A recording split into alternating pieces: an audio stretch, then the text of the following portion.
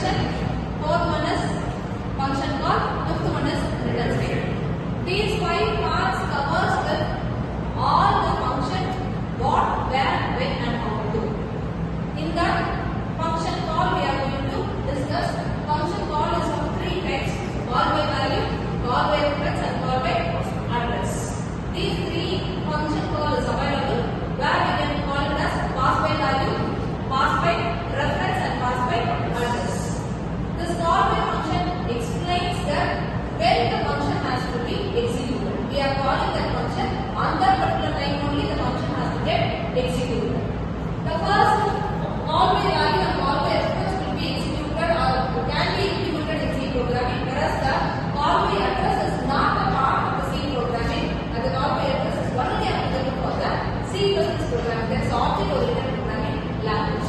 C is a structure oriented programming language, so that the call by address is not applicable in structure oriented programming language, whereas it is only applicable for object oriented programming language. Any language, not only C++, Java, VB, whatever the languages, any object oriented programming language can use this call by address.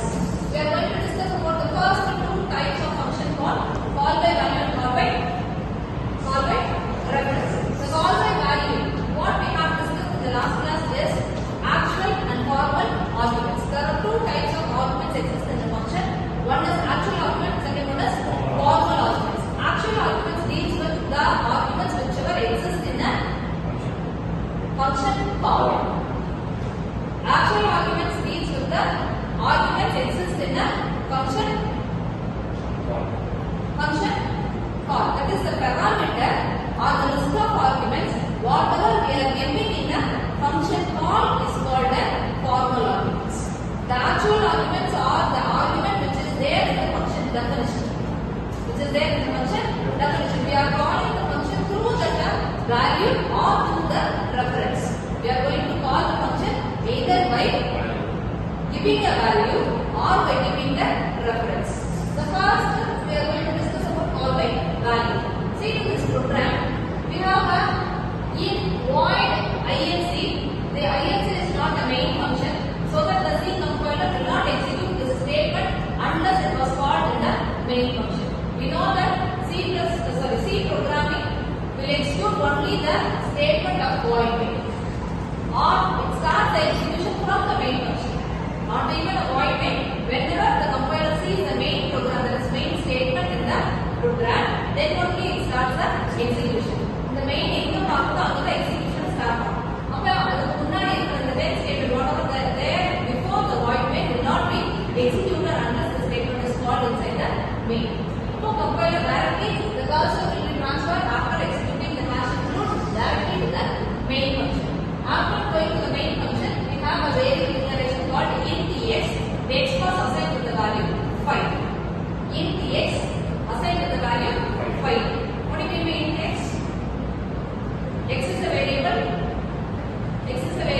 Belongs to the data type integer. It was assigned with the value. Initially it was assigned with the value 5. So what is the value of x now? 5 will be the value of x.